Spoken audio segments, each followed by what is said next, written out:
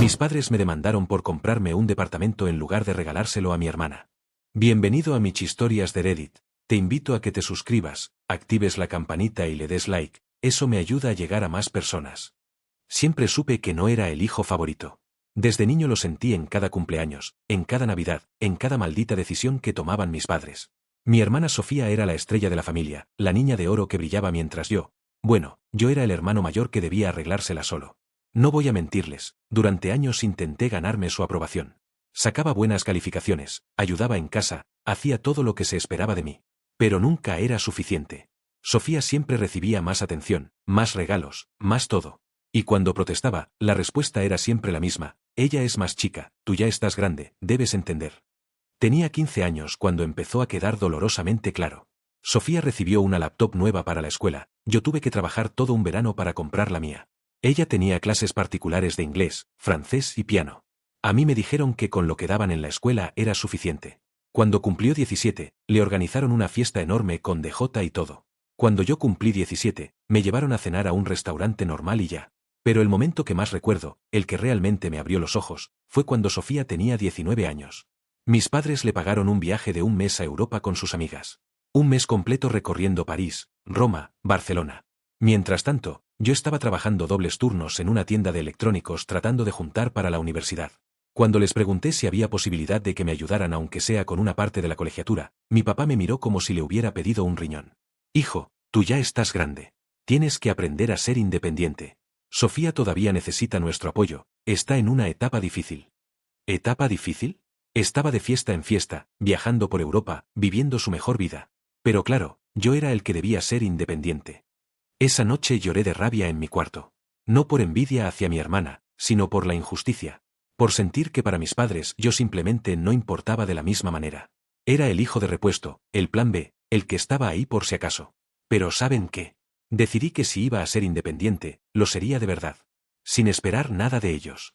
Durante la universidad trabajé en todo lo que pude. Mesero, repartidor, tutor, lo que fuera. Vivía en un cuarto diminuto que compartía con otros 2 tipos. Comía ramen casi todos los días. Mientras mis compañeros salían de fiesta, yo estaba trabajando o estudiando. No tenía vida social, no tenía diversión, pero tenía un objetivo: salir adelante por mi cuenta. Me gradué de ingeniería en sistemas con honores. Mis padres fueron a la ceremonia, me felicitaron, tomaron fotos. Sofía ni siquiera fue, tenía planes con sus amigas. Durante la comida familiar después de la graduación, toda la conversación giró en torno a que Sofía había conseguido un trabajo como recepcionista en un spa. Mis 4 años de esfuerzo se resumieron en un «qué bueno, hijo». Después de graduarme tuve ofertas de trabajo, pero ninguna pagaba lo que yo consideraba justo. Así que junto con mi mejor amigo de la universidad, decidimos arriesgarnos. Tomé todos mis ahorros, prácticamente cada peso que había ganado en años, y abrimos una pequeña empresa de consultoría tecnológica. Los primeros meses fueron un infierno. Trabajábamos 18 horas al día, 7 días a la semana. Dormíamos en la oficina, comíamos lo más barato posible, invirtiendo todo en el negocio. Hubo momentos en que pensé que había cometido el error más grande de mi vida. Pero poco a poco empezamos a conseguir clientes. Pequeñas empresas al principio, luego algunas medianas. Para el segundo año ya estábamos generando ganancias decentes. Para el tercer año, estábamos contratando empleados. Y para el cuarto año, finalmente podía decir que estaba ganando bien. Fue entonces cuando empecé a soñar con comprar mi propio departamento. Estaba harto de tirar dinero en rentas, de vivir en lugares que nunca se sentían realmente míos. Quería un espacio propio, algo que fuera completamente mío, que nadie pudiera quitarme. Se lo mencioné a mis padres durante una cena familiar. Esperaba que se alegraran por mí, que reconocieran mi esfuerzo. Mi mamá apenas levantó la vista de su plato. «Qué bueno, hijo. Oye, hablando de departamentos, tu hermana ha estado teniendo muchos problemas con su renta. El dueño le subió el precio otra vez». Mi papá asintió, apoyando a mi mamá como siempre. «Sí, ha estado muy estresada. Necesita estabilidad, ¿sabes? No es fácil para ella». Me quedé callado. Sofía tenía 26 años en ese momento. Trabajaba medio tiempo en el spa, salía constantemente, sus redes sociales estaban llenas de fotos en restaurantes caros, bares, viajes de fin de semana. Pero claro, ella era la que necesitaba ayuda. Intenté retomar el tema de mi departamento, pero cada vez que lo hacía, la conversación volvía a los problemas de Sofía. Eventualmente dejé de mencionarlo en las reuniones familiares. Lo que no sabía era que mis padres tenían otros planes para mi dinero. Durante esos años, había estado ayudando económicamente a mis padres. No eran cantidades enormes, pero regularmente les daba dinero para emergencias. Una reparación del coche, una fuga de agua en la casa, gastos médicos. Nunca me negué porque, bueno, eran mis padres. Es lo que se supone que uno debe hacer. Pero empecé a notar cosas extrañas. Mi mamá siempre tenía ropa nueva. No de tiendas departamentales normales, sino de marcas caras. Mi papá se compró un Apple Watch. Sofía de repente tenía un iPhone nuevo, un bolso Louis Vuitton, zapatos de diseñador. Un día le pregunté a mi mamá de dónde había salido dinero para todas esas cosas si supuestamente estaban apretados. Ay, hijo, no exageres. Son solo algunas cositas que nos compramos de vez en cuando. Tu papá y yo nos lo merecemos después de tantos años de trabajo. Tenía sentido, supongo. Pero algo no me cuadraba. Las cositas eran cada vez más frecuentes y más caras. La verdad me golpeó como un balde de agua fría un sábado por la tarde. Había ido a casa de mis padres a llevarles unas cosas del súper que les había comprado. Tenía llave, así que entré directamente. Escuché voces en la sala y estaba a punto de anunciar mi llegada cuando escuché mi nombre. Me quedé paralizado en la entrada de la cocina. Estoy segura de que va a hacer lo correcto, decía mi mamá. Su voz sonaba emocionada, esperanzada. Ha estado ahorrando durante años. Tiene el dinero. Sí, respondió mi papá. Es lo lógico. No podemos dejar que Sofía siga así, pagando rentas que se llevan todo su sueldo. Necesita un lugar propio. Mi corazón empezó a latir más rápido. No podían estar diciendo lo que creía que estaban diciendo. ¿Crees que se lo tome bien cuando se lo pidamos?, preguntó Sofía.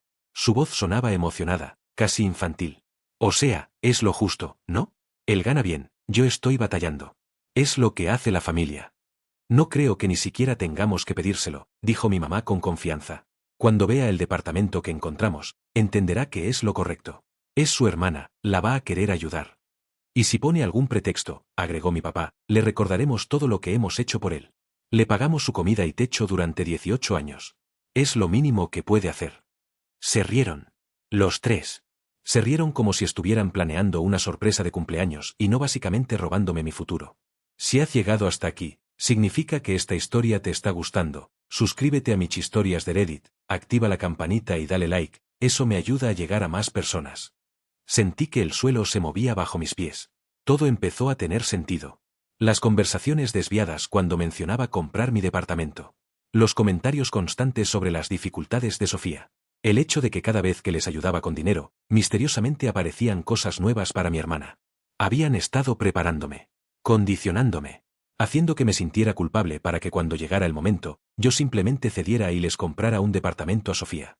Y lo peor, lo que realmente me destrozó, era que lo daban por hecho. Ni siquiera consideraban que pudiera negarme. Asumían que yo simplemente obedecería, como había hecho toda mi vida. Salí de la casa sin hacer ruido. Conduje sin rumbo durante 1 hora, las manos apretando el volante hasta que los nudillos se me pusieron blancos. 1000 pensamientos pasaban por mi cabeza. Rabia, tristeza, decepción, pero sobre todo, una claridad absoluta. Nunca había sido su hijo. Era una inversión. Un recurso que cultivaron para que algún día les devolviera dividendos. Esa noche no dormí. Me quedé sentado en mi pequeño departamento rentado, mirando las paredes descascaradas, la luz que parpadeaba en la cocina, el techo con manchas de humedad. Y tomé una decisión. Si querían que comprara un departamento, eso es exactamente lo que iba a hacer. Solo que no sería para Sofía. Sería para mí. A la mañana siguiente empecé a buscar en serio. No algo modesto como había planeado originalmente. No. Si iba a hacer esto, lo iba a hacer bien. Busqué en las mejores zonas, los mejores edificios. Algo que me gustara, que fuera perfecto para mí. Tardé 3 semanas en encontrarlo. Un departamento de 2 habitaciones en un edificio nuevo, con gimnasio, alberca, terraza. Tenía piso de madera, cocina integral de lujo, ventanales enormes con vista a la ciudad. Era perfecto. Di el enganche ese mismo día. Firmé los papeles una semana después. Todo a mi nombre. Solo mío. No le dije nada a nadie. Ni a mis padres, ni a Sofía, ni siquiera a mis amigos cercanos. Quería tener todo asegurado primero, completamente a mi nombre, antes de que mi familia pudiera meter las manos. El día que recibí las llaves fue uno de los más felices de mi vida. Entré a mi departamento, cerré la puerta y simplemente me quedé ahí parado, absorbiendo el momento. Por primera vez en mi vida, tenía algo que era verdaderamente mío. Algo que nadie podía quitarme o reclamar. Empecé a mudarme poco a poco. Contraté pintores para cambiar el color de las paredes. Compré muebles nuevos, no de segunda mano como todo lo que había tenido antes. Instalé mi televisión, mi sistema de sonido, organicé mi closet. Cada pequeña decisión era mía y solo mía. Pensé que tendría al menos un mes antes de que mi familia se enterara. Estaba equivocado. Había pasado una semana desde la mudanza. Estaba en la cocina, quitando las etiquetas ridículas que el dueño anterior había dejado pegadas por todos lados, cuando mi teléfono empezó a sonar. Y no paró. Llamada tras llamada. Mensaje tras mensaje. Mi mamá, mi papá, Sofía. Tíos que no me hablaban desde hace años. Primos lejanos. Mi teléfono literalmente no dejaba de vibrar. Abrí el WhatsApp y ahí estaba, el mensaje que lo desató todo. ¿Cómo es posible que nos enteremos por el banco que compraste un departamento? ¿En qué estabas pensando? Llámame ahora. Mi mamá. Por supuesto. Otros mensajes seguían llegando. Hermano, necesitamos hablar urgente. Esto no puede ser verdad. ¿Compraste un departamento sin decirnos? Sin consultarnos. Estás siendo increíblemente egoísta. Sabes perfectamente que tu hermana necesita ayuda. Leí cada mensaje con una calma extraña. Parte de mí sabía que esto iba a pasar, pero no tan rápido. Probablemente el ejecutivo del banco mencionó algo a alguien que conocía a mis padres. O tal vez Sofía estaba buscando en la misma zona y vio mi nombre en alguna lista. Ya no importaba cómo se enteraron. Lo que importaba era que la máscara había caído. Ya no podían fingir que les importaba mi bienestar. Ahora solo importaba que yo había traicionado el plan que tenían para mi dinero. Ignoré las llamadas. Apagué las notificaciones. Volví a quitar etiquetas de los gabinetes de la cocina. Si contestaba ahora, me verían arrastrado a una discusión donde todo sería mi culpa. Donde me harían sentir como el peor hijo y hermano del mundo. Necesitaba tiempo para prepararme para lo que venía. No tuve mucho tiempo. 2 horas después, tocaron el timbre. Insistentemente. Una y otra vez. Sabía exactamente quiénes eran. Cuando abrí la puerta, mis 3 familiares estaban ahí. Mi mamá con los ojos rojos, claramente había estado llorando. Mi papá con los brazos cruzados y la mandíbula apretada. Sofía mirándome con una mezcla de dolor y rabia. ¿Podemos pasar?, preguntó mi mamá con voz temblorosa. Me hice a un lado. Era mi departamento, pero todavía no había aprendido a decirles que no. Entraron y sus ojos inmediatamente empezaron a escanear todo. Los muebles nuevos, la televisión grande, la vista desde los ventanales. Vi la expresión en el rostro de Sofía cambiar de dolor a algo más oscuro. Envidia pura. Bonito lugar, dijo mi papá con un tono que dejaba claro que no lo decía como cumplido. Debió costarte una fortuna. Trabajé para esto, respondí simplemente. Trabajaste, repitió mi mamá, casi escupiendo la palabra. ¿Y qué crees que hemos hecho nosotros toda la vida? ¿Crees que fue fácil criarte? Pagarte comida, ropa, escuela. Ahí estaba. El argumento que sabía que usarían. La deuda eterna por haberme traído al mundo y cumplido con su obligación básica como padres. Nunca dije que no trabajaran, respondí con la voz lo más calmada posible. Pero yo también trabajé. Me pagué la universidad, construí mi negocio, ahorré cada peso. Exacto, intervino Sofía, su voz subiendo de volumen. Ahorraste. Tienes dinero. Y mientras tú estás aquí en tu departamento de lujo, yo sigo viviendo en un cuarto horrible pagando rentas absurdas. Tú tienes un trabajo, le recordé. Podrías ahorrar. Se rió. Fue una risa amarga, cruel. ¿Ahorrar? ¿Con lo que ganó? Eres ridículo. Tú tuviste suerte con tu negocio, yo no. Lo mínimo que podrías hacer es ayudarme. Te he ayudado, dije, sintiendo la frustración crecer. Les he dado dinero a papás durante años. Dinero que misteriosamente siempre termina en tus bolsas de diseñador y tus viajes. El silencio que siguió fue tenso.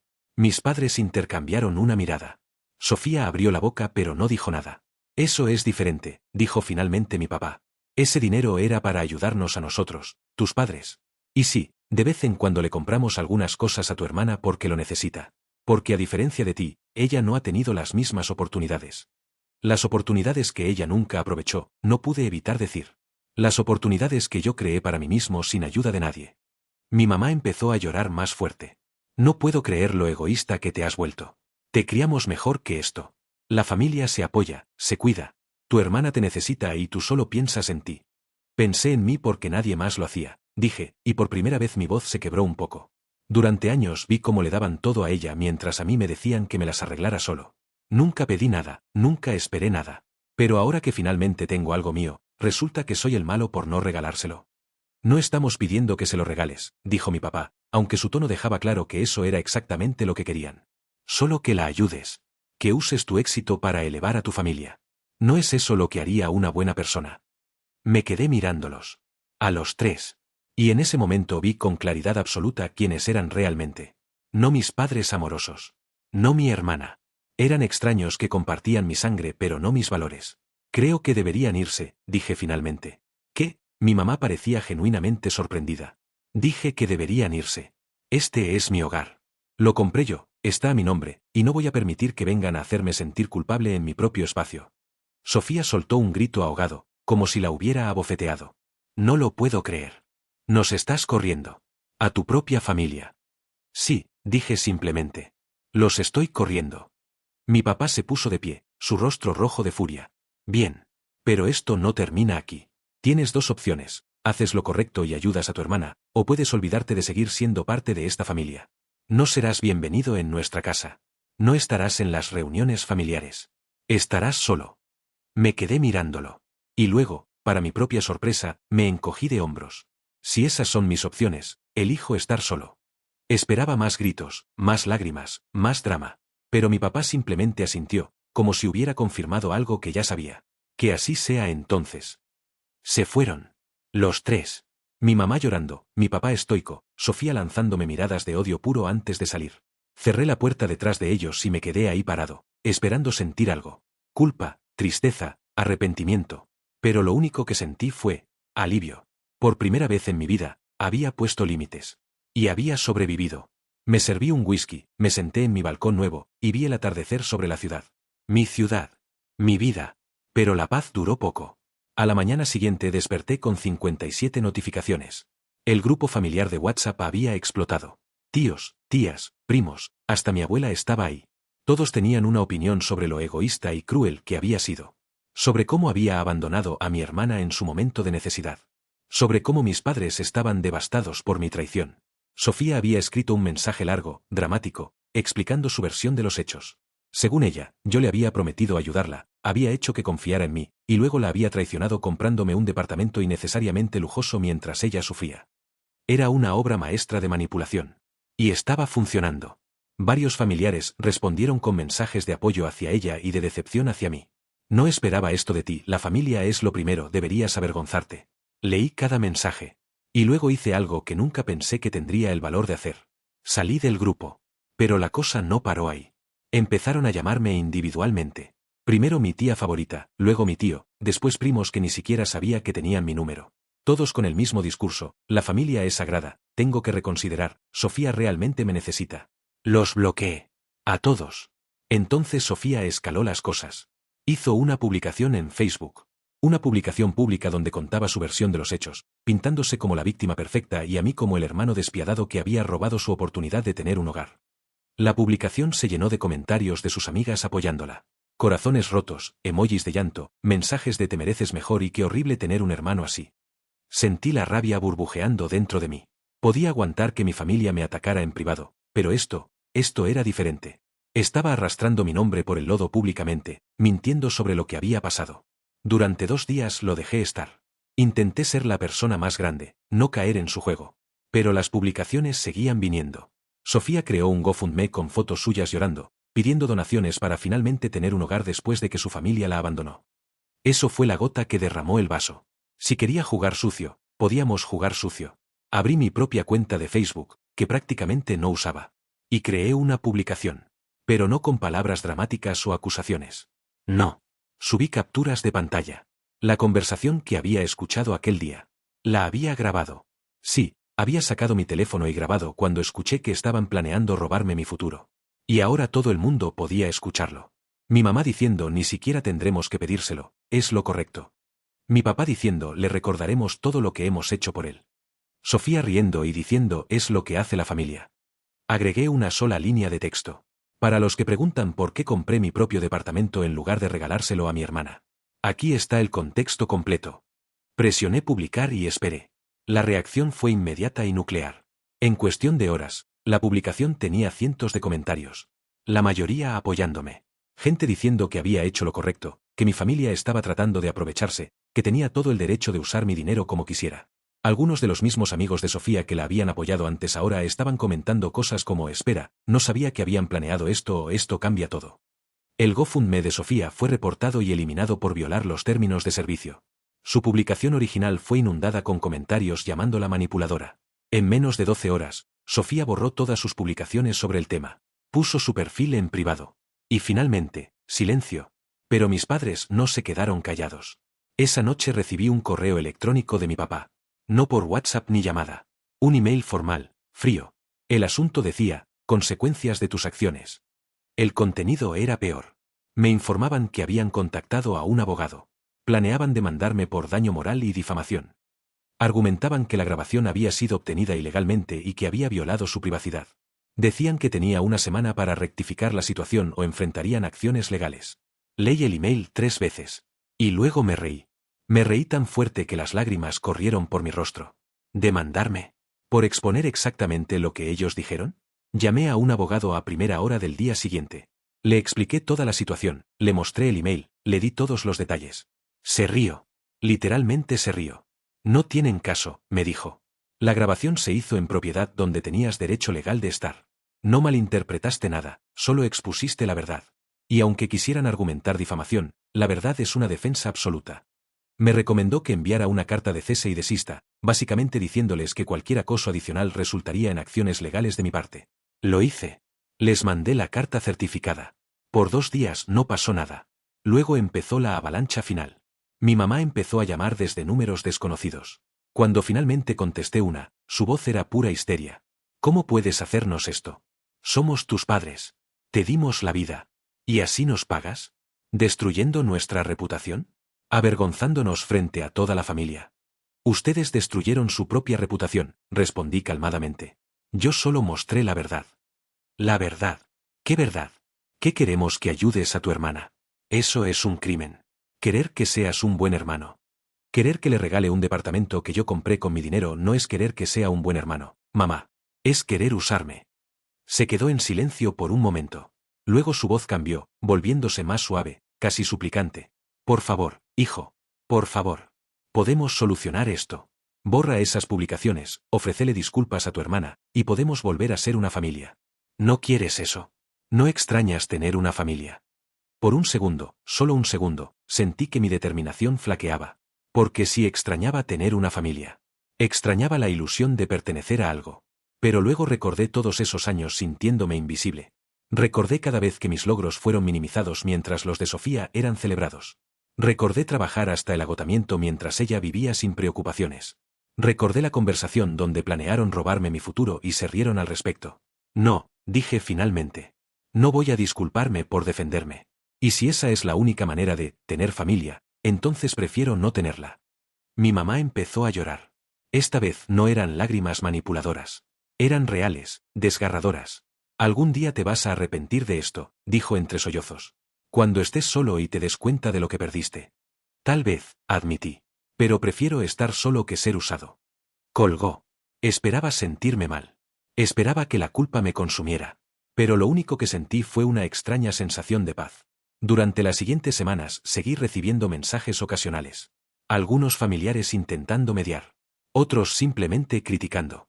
Mi abuela me mandó una carta manuscrita diciendo que estaba decepcionada de mí, que la familia era lo más importante. No respondí a ninguno. En lugar de eso, me enfoqué en mi vida. En mi vida. Empecé a decorar el departamento exactamente como quería. Compré plantas, cuadros que me gustaban, una consola de videojuegos que siempre había querido pero nunca me había permitido. Empecé a salir más con mis amigos. Me di cuenta de que tenía una vida social que había descuidado por años, siempre preocupado por trabajar y ahorrar. Organicé una fiesta de inauguración en mi nuevo departamento. Vino gente que realmente me apreciaba, que celebraba mi éxito sin resentimiento. Un mes después del drama, estaba en el súper comprando cosas cuando escuché una voz familiar. ¿Puedes creer que esperan que trabaje horas extras sin pago extra? Es literalmente esclavitud moderna. Me volteé. Era Sofía, hablando por teléfono mientras empujaba un carrito. Se veía, diferente. Más cansada. Sin el maquillaje elaborado de siempre. Ropa normal, no de marca. Por un segundo nuestros ojos se encontraron. Vi sorpresa en su rostro, luego algo parecido a vergüenza, y finalmente resentimiento. Esperaba que me ignorara o que hiciera una escena. En su lugar, cortó la llamada y se acercó. Hola, dijo con voz plana. Hola, respondí, preparándome para lo peor. Te ves bien, dijo, aunque su tono sugería que le dolía admitirlo. Gracias, respondí sin saber qué más decir. Hubo un silencio incómodo. Sofía miraba su carrito, lleno de marcas genéricas y ofertas. Papá y mamá no me están ayudando más, soltó de repente. Dicen que ya es hora de que me haga responsable de mi vida. No dije nada. ¿Qué podía decir? Conseguí un trabajo de tiempo completo, continuó. En un call center. Es horrible. 9 horas contestando llamadas de gente enojada. Apenas me alcanza para la renta y comida. Parte de mí, una parte muy pequeña, sintió lástima. Pero la mayoría de mí simplemente pensó, bienvenida al mundo real. Supongo que viniste a pedirme dinero, dije finalmente. Sofía me miró con ojos brillantes. Por un momento pensé que iba a llorar. Pero en lugar de eso, sacudió la cabeza. No, no vine a eso. Ni siquiera sabía que estarías aquí. Hizo una pausa. Pero ya que estamos, ¿crees que podrías? No, la interrumpí. Su rostro se endureció. Ni siquiera sabes qué iba a pedir. No importa qué ibas a pedir. La respuesta es no. Eres un imbécil, escupió. Un egoísta de mierda. Ojalá te pudras solo en tu departamento de lujo. Se alejó empujando su carrito con fuerza, casi chocando con otra persona. Me quedé ahí parado un momento. Y luego seguí con mi compra. Esa noche cociné un buen steak, abrí una botella de vino caro, y vi una película en mi televisión gigante. No me sentí mal. No me sentí culpable. Me sentí en paz. 3 meses después, las cosas se pusieron más interesantes. Mi teléfono sonó con un número desconocido. Normalmente no contestaba, pero algo me hizo hacerlo esta vez. Hola. Hola, hablo con el señor Martínez. Una voz de mujer que no reconocía. Sí, soy yo. Le hablo del despacho jurídico Ramírez y Asociados. Representamos a los señores María y Roberto Martínez en una demanda civil en su contra. Ahí estaba. Finalmente lo habían hecho. Después de amenazarlo durante meses, realmente me habían demandado. ¿Por qué motivos?, pregunté, manteniendo la voz calmada. Daño moral, angustia emocional y difamación. Mis clientes buscan una compensación de 500.000 pesos. Casi me río. Entiendo. Les responderé a través de mi abogado. ¿Puede darme el número de caso? Me dio la información. Colgué y llamé inmediatamente a mi abogado. Finalmente lo hicieron, le dije. Me demandaron. Hubo una pausa, luego escuché que se reía. Perfecto. Esto es exactamente lo que necesitábamos. ¿Qué? Ahora podemos contrademandar. Por acoso, intento de extorsión, difamación de tu parte. Tenemos todas las pruebas. Los mensajes, las grabaciones, todo. Su demanda no tiene ninguna base legal, pero la nuestra sí. Y eso es exactamente lo que hicimos. No solo nos defendimos de su demanda. La contrademandamos por el doble. Y pedimos una orden de restricción para que dejaran de contactarme. El juicio fue revelador. Mis padres llegaron con Sofía, todos vestidos formalmente, poniendo su mejor cara de familia dolida. Su abogado presentó su caso, que yo había sido un hijo cruel que los había difamado públicamente, causándoles daño emocional severo. Presentaron testigos, tías y tíos que hablaron sobre lo buen hijo que había sido antes y lo cambiado que estaba ahora. Sofía lloró en el estrado hablando sobre cómo yo había destruido sus sueños de tener un hogar. Fue una actuación impresionante. Luego fue nuestro turno. Mi abogado presentó todo. Las grabaciones completas de sus conversaciones planeando manipularme. Los mensajes de texto donde discutían cómo presionarme. Los estados de cuenta bancarios mostrando cómo el dinero que yo les daba para emergencias coincidía perfectamente con las compras de lujo de Sofía. Presentó capturas de pantalla del GoFundMe fraudulento de Sofía. Los mensajes de acoso de múltiples números. Las amenazas veladas en los grupos familiares. Y luego, la pieza de resistencia, testimonios de mis amigos y colegas hablando sobre mi carácter, mi ética de trabajo, y cómo había sido tratado por mi familia durante años. Uno de mis socios incluso habló sobre una vez que llegué a la oficina con un ojo morado. Le había dicho que me había caído, pero él siempre sospechó que había sido mi papá. Tenía razón. Había sido después de que me negué a prestarle dinero a Sofía para un coche. Vi cómo el rostro del juez cambiaba mientras escuchaba todo. De neutral a algo más. Tal vez compasión. Tal vez disgusto hacia mis padres. El veredicto llegó 2 semanas después. No solo desestimaron completamente la demanda de mis padres. Ordenaron que me pagaran por los costos legales. Y, más importante, concedieron la orden de restricción. Mis padres y Sofía tenían prohibido contactarme por cualquier medio durante 5 años. Si lo hacían, enfrentarían cargos criminales. Salí de la corte ese día sintiendo algo que nunca había sentido antes: validación. Un juez, una autoridad imparcial, había visto todo y determinado que yo no era el malo. Que ellos eran los manipuladores. Los vi mientras salían. Sofía llorando. Mi mamá consolándola. Mi papá con el rostro rojo de furia y vergüenza. Por un segundo, nuestras miradas se cruzaron. En sus ojos vi odio puro. Pero también vi algo más: derrota. Había ganado. Han pasado 2 años desde entonces. Mi vida ha cambiado completamente. La empresa siguió creciendo. Ahora tenemos 15 empleados y oficinas en 2 ciudades. Mis socios y yo estamos considerando expandirnos internacionalmente. Conocí a alguien. Laura. Es diseñadora gráfica, tiene su propio estudio. Es independiente, fuerte y lo más importante, viene de una familia funcional. La primera vez que cené con sus padres casi lloré viendo cómo la trataban. Con respeto. Como un ser humano completo, no como una herramienta. Me mudé a un departamento aún mejor. Uno con 3 habitaciones porque Laura y yo estamos hablando de mudarnos juntos. Tal vez incluso casarnos eventualmente. Tengo amigos verdaderos. No familia tóxica que me ve como una cuenta bancaria, sino personas que genuinamente se preocupan por mí. Hace 6 meses, mi abuela falleció. Fue la única de mi familia que nunca me atacó directamente, aunque tampoco me defendió. Fui al funeral. Tenía derecho a estar ahí y la orden de restricción hacía una excepción para eventos familiares mayores como funerales. Mis padres estaban ahí. Sofía también. Nos ignoramos mutuamente completamente. Fue como si fuéramos extraños que simplemente compartían el mismo espacio por coincidencia. Durante el velorio, escuché fragmentos de conversaciones. Sofía seguía trabajando en el call center. Mis padres habían tenido que vender su casa y mudarse a algo más pequeño. Aparentemente, sin mi ayuda financiera y con los gastos legales, no podían mantener su estilo de vida. No sentí satisfacción al escuchar eso. Pero tampoco sentí lástima. Simplemente, nada. Mientras manejaba de regreso a casa ese día, pensé en todo el camino que había recorrido.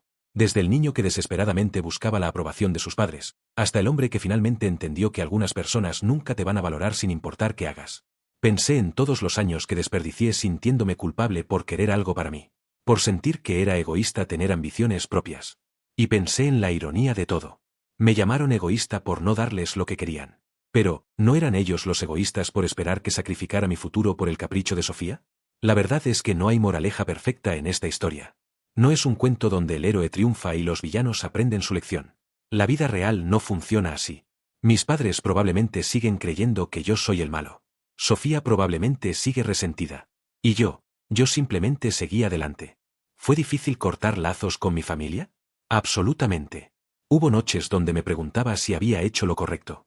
Donde me preguntaba si debí simplemente ceder, darles lo que querían, mantener la paz. Pero luego recordaba cómo me sentía cuando estaba con ellos.